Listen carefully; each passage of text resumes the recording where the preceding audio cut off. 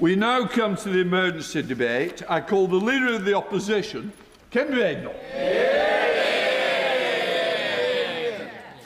Mr. Speaker, I beg to move that this House has considered the matter of the government's accountability to the House in connection to the appointment of Peter Mandelson. And can I thank you, Mr. Speaker, for granting this important debate? The Prime Minister personally decided to appoint a serious, known national security risk to our most sensitive diplomatic post. Peter Mandelson was not just a man who had already been sacked twice from government for lying, not just a man who had a public relationship with a convicted paedophile, but a man with links to the Kremlin and China, links so close that they were raised as red flags with the Prime Minister before his appointment. Yesterday, the Prime Minister did not deny that he knew about these links before he appointed Mandelson. He could not deny this because, by his own admission, he had seen the documents that proved the links. I cannot overstate how serious a matter this is. The Prime Minister sent a known security risk to Washington, to a position where he would see our most important allies' top secret intelligence. What if he had seen something and leaked it to one of our enemies? How much would that have damaged our security partnership? We cannot even be sure that didn't happen. What is most extraordinary is the Prime Minister appointed Peter Mandelson before vetting was complete. He did this despite a letter from the then Cabinet Secretary, Lord Case, clearly expressing to the Prime Minister that the process required security vetting to be done before the appointment. So how can he then have claimed on the floor of this House that the process was followed when he knew that it had not been? He mentioned the word process, Mr. Speaker, more than 100 times in Parliament yesterday, but he was the one who didn't follow that process. This morning, we have heard the bombshell testimony of the former Permanent Secretary of the Foreign Office, Sir Olly Robbins. Sir Olly Robbins had a long and distinguished career serving ministers. He is not the sort of person to give us a frank personal account of how things played out last January. So when he told us today that Downing Street put the Foreign Office under constant pressure to clear Peter Mandelson, that Number 10 showed a dismissive approach to Mandelson's vetting process, when he told us that it would have been very difficult indeed to deny clearance and that doing so would have damaged US-UK relationships, we know he is giving us the slightest indication of how bad things were. That there was actually an overwhelming drive from the Prime Minister's office to ensure Peter Mandelson was installed as ambassador. He has told us that Number 10 showed no interest in the vetting, no desire to wait and ensure due process was followed. In fact, the Cabinet Office even questioned the need for Peter Mandelson to be vetted at all. The same Cabinet Office that had discovered Mandelson's links to Epstein, China and Russia in its due diligence. The Cabinet Office which the Minister is in charge of right now. Instead, Mr. Speaker, according to Robbins, the focus was on getting Mandelson out to Washington quickly. And before the vetting even started, Peter Mandelson had already been granted access to, and I quote, highly classified briefing on a case-by-case basis. This is what the Prime Minister calls full due process. Now, yes, I will give way. Also in the testimony today, did she not find it astonishing that the ex-leader of the Foreign Office said that he was made to understand that before they had completed their clearances, that Mandelson already had strap clearance, which gives him access to the most secure and most dangerous information held by government? Can I thank my right honourable friend for that intervention? He is absolutely right. It is extraordinary. It is shocking. Now, the Prime Minister might have refused to answer my question around his knowledge of Mandelson's links to the Russian defence company Sistema yesterday, but that is only because he knows we know the answer. It was there in the due diligence. His choice of ambassador, retaining an interest in a Russian company linked to Vladimir Putin after the invasion of Crimea. And the Prime Minister's response to seeing that information? According to Robbins, constant pressure on the Foreign Office to get the appointment done. Honestly, outrageous. The Prime Minister, as my right honourable friend has just mentioned, placed top-secret intelligence in the hands of a man he knew to be a national security risk. Yep.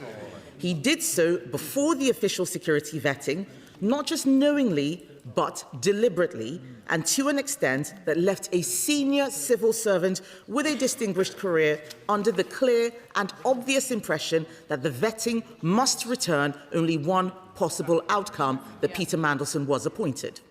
None of this was following full due process, by the letter or the spirit of that phrase.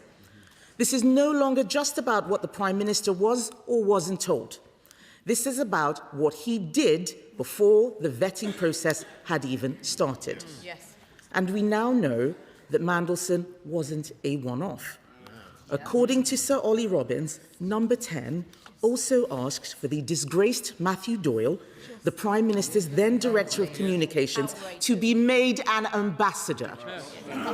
Astonishingly, the Prime Minister's office even told Robbins to keep this request a secret from the Foreign Secretary. Outrageous. The idea that it is number 10 who are the victims of others not following due process is quite frankly laughable.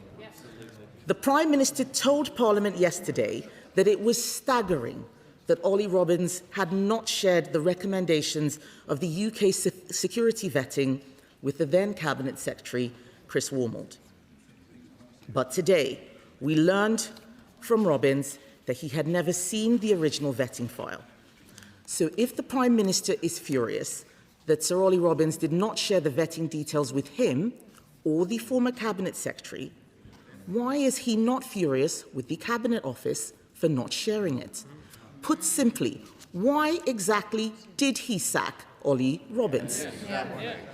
It is no surprise the Prime Minister is not here today. These are difficult questions. He cannot claim not to have known about the risk Mandelson posed because he saw the due diligence that disclosed it, as he said yesterday. I still find it inconceivable that despite that failure of vetting being a front-page news story, no one in number 10 was aware of it. He cannot deny that his decision put Britain at risk, and the British public deserve to know how this failure happened, and they deserve to hear it from the Prime Minister himself. Yesterday, he had the chance to set the record straight, but members on all sides, and no doubt the public, were left wholly unsatisfied with the answers he gave. I am sure they will share my deep disappointment that the Prime Minister has chosen not to be here today. There remain serious questions about the decisions he took over the appointment of Peter Mandelson, but the Prime Minister does not want to answer any more questions today, and so in typical fashion, he has thrown someone else under the bus. So I feel for the Minister sent out as a human shield for the Prime Minister. It's not this Minister who made the Mandelson appointment. That was above his pay grade. He cannot tell us what the Prime Minister was thinking when he made those decisions, and he will not be able to provide this House with the answers it deserves to hear. But this is simply what the Prime Minister does. Sue Gray, Matthew Doyle, Morgan McSweeney, Chris Warmold, Olly Robbins, Peter Mandelson. These appointments were the Prime Minister's decision, people the Prime Minister chose to appoint, and all people he then chose to sack. Are we meant to believe that all these people are the problem rather than the Prime Minister's judgment? As usual, his explanations yesterday left us with even more questions than answers. He says that he was justified in appointing Mandelson before vetting because of advice he received from the then Cabinet Secretary, Chris Warmold. But how can this make sense when that advice only came after the scandal had erupted? Post hoc advice is pointless. Soon after this, he then sacked Chris Warmold. So why is the Prime Minister now relying on the evidence of the very man he told us was doing so badly in the job that he sacked him? But let's move on to the Prime Minister's claim that no one in number 10 was aware that Mandelson had failed his vetting. Because enough people in Whitehall knew, enough people knew for journalists from The Independent, The Mail and Sky News to find out. Journalists have released texts with the Prime Minister's Director of Communications where they made Number 10 aware of this fact. He did not deny this story was true. Why not? Something simply doesn't add up. Despite this, the Prime Minister went on to assure this House, to assure the public, that Mandelson's appointment was down to a failure of vetting. I cannot fathom how the Prime Minister can still claim not to have misled the House on this point.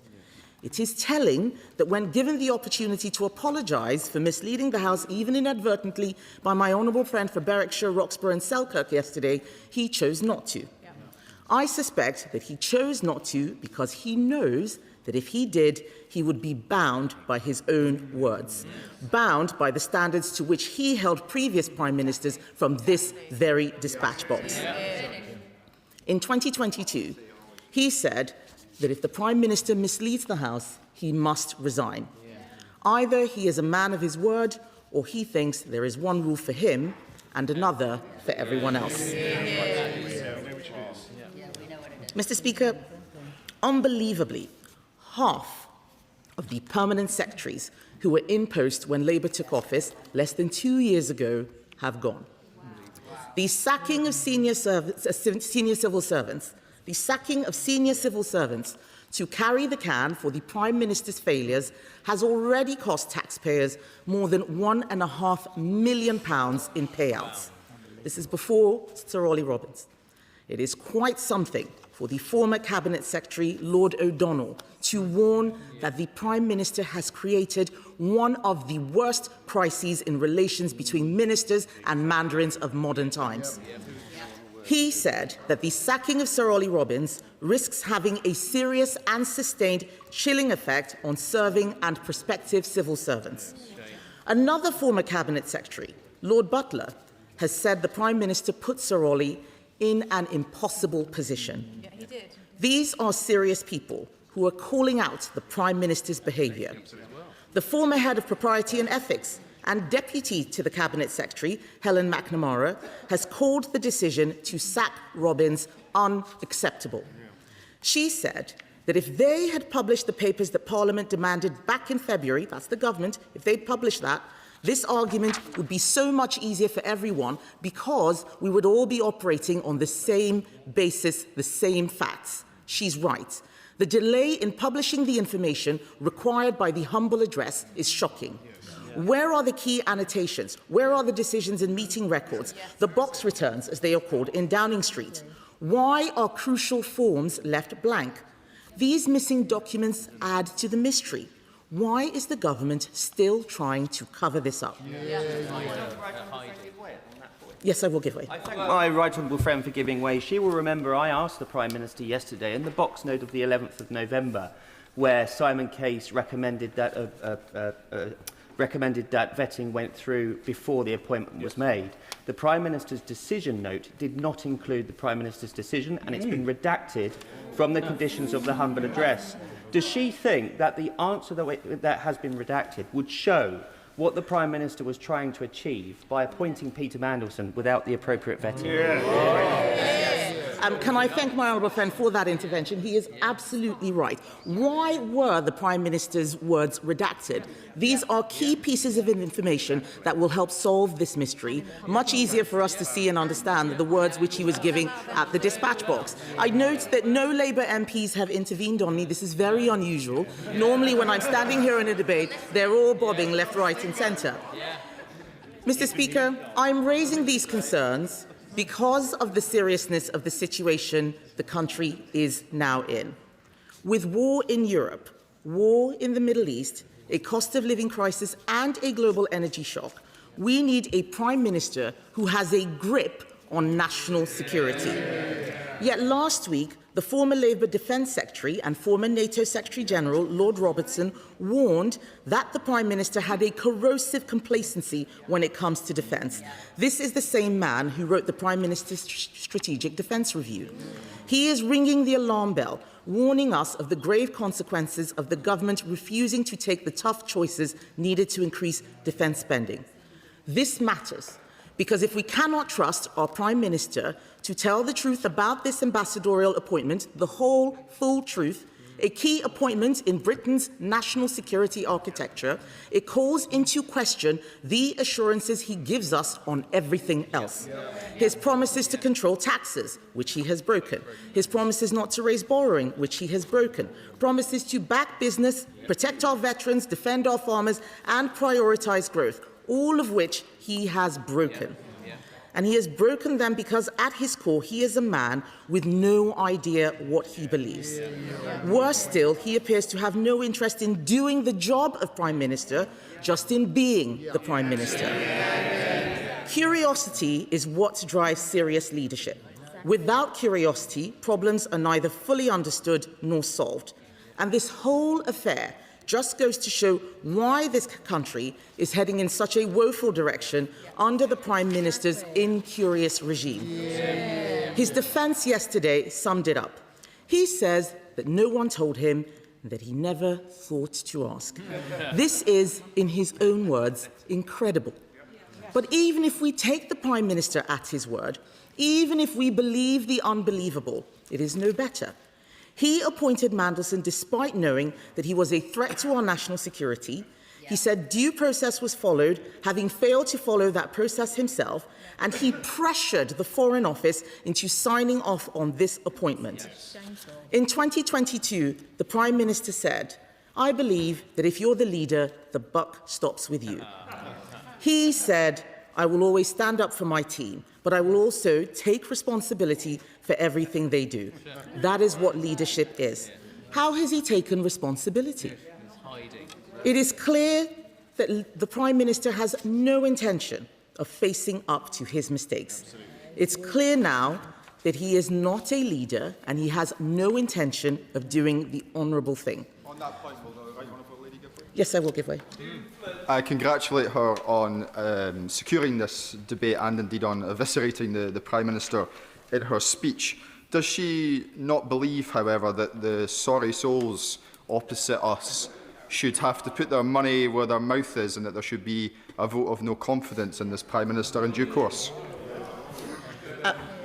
The Right Honourable Gentleman makes a very good point. I think he is right, because I don't believe the Prime Minister has the intention of doing the honourable thing himself, even though that's the standard to which he held everyone else. The decision, as I said, about whether he will ultimately take responsibility for his actions is now up to Labour MPs. We heard many powerful statements from that side of the House yesterday.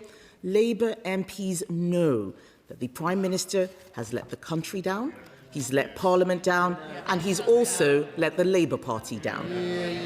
It is clear to everyone, except the Prime Minister himself, that he has failed on his own terms. It is clear to the public that he is failing at the job. It is clear to civil servants that he is throwing them under the bus. And it is clear to members across this House that he is not fit to lead. This cannot go on. This House deserves better. The country deserves better. The Prime Minister is not fit for office. The first duty, Mr. Speaker, of any Prime Minister is to keep this country safe. This Prime Minister has put the country's national security at risk.